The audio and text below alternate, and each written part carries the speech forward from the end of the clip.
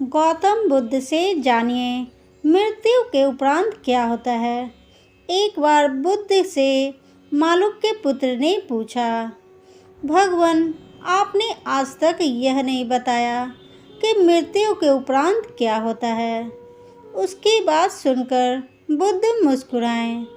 फिर उन्होंने उससे पूछा, पहले मेरी एक बात का जवाब दो।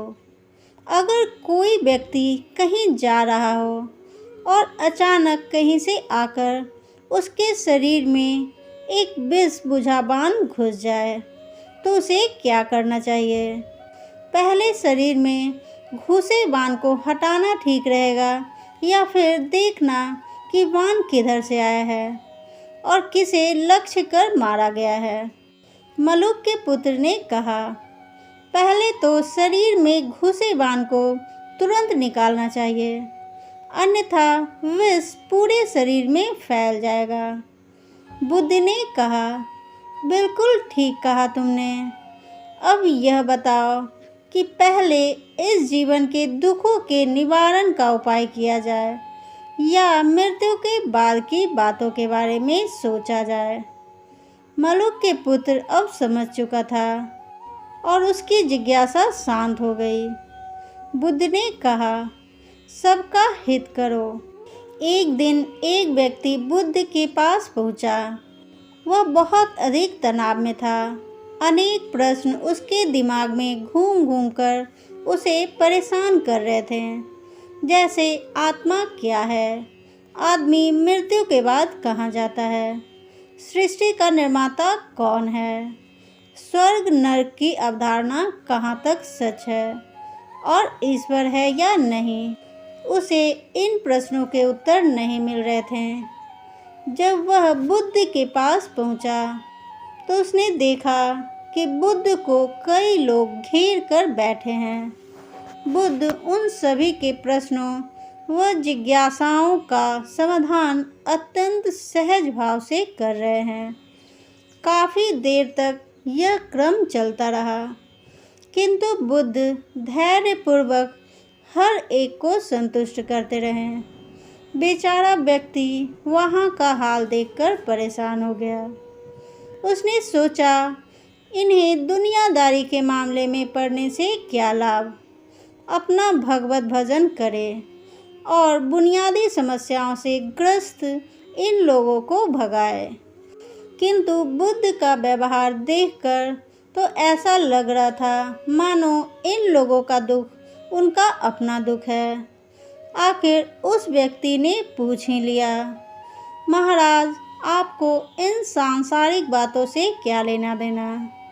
बुद्ध बोले, मैं ज्ञानी नहीं हूँ और इंसान हूँ। वैसे भी वह ज्ञान किस काम का, जो इतना घमंडी और आत्म केंद्रित हो कि अपने अतिरिक्त दूसरे की चिंता ही ना कर सके। ऐसा ज्ञान तो अज्ञान से भी बुरा है। बुद्ध की बातें सुनकर व्यक्ति की उलझन दूर हो गई। उस दिन से उसकी सोच व आचरण दोनों बदल गए। कथा का सार यह है कि ज्ञान तभी सार्थक होता है जब वह लोक कल्याण में संलग्न हो। बुद्ध ने युवक को सत्संग का महत्व समझाया। महात्मा बुद्ध एक गांव में ठहरे हुए थे। वे प्रतिदिन शाम को वहां पर सत्संग करते थे। भक्तों की भीड़ होती थी, क्योंकि उनके प्रवचनों से जीवन को सही दिशा बोध प्राप्त होता था।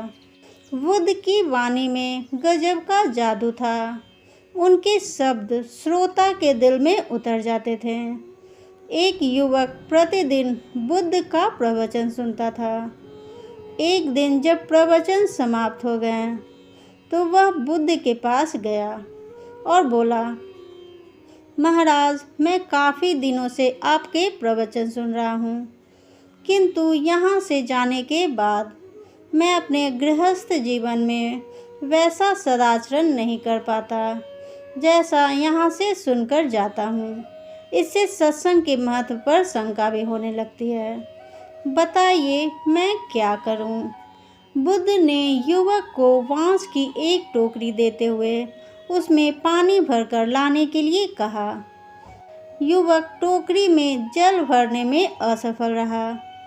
बुद्ध ने यह कार्य निरंतर जारी रखने के लिए कहा।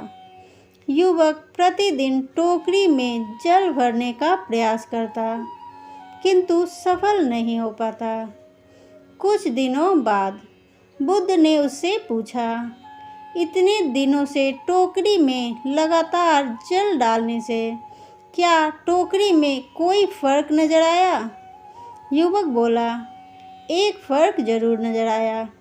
पहले टोकरी के साथ मिट्टी जमा होती थी, अब वह साफ दिखाई देती है, कोई गंदगी नहीं दिखाई देती और इसके छेद पहले जितने बड़े नहीं रह गए, वे बहुत छोटे हो गए हैं। तब बुद्ध ने उसे समझाया, यदि इसी तरह उसे पानी में निरंतर डालते रहेंगे तो कुछ ही दिनों में ये छेद फूलकर बंद हो जाएंगे और टोकरी में पानी भर पाओगे। इसी प्रकार जो निरंतर सत्संग करते हैं उनका मन एक दिन अवश्य निर्मल हो जाता है। अब गुणों के छिद्र भरने लगते हैं और गुणों का जल भरने लगता है। युवक ने बुद्ध से अपनी समस्या का समाधान पा लिया। निरंतर सत्संग से दुर्जन भी सज्जन हो जाते हैं, क्योंकि महापुरुषों की पवित्र वाणी उनके मानसिक विकारों को दूर कर उनमें सद्विचारों का आलोक प्रसारित कर देती है।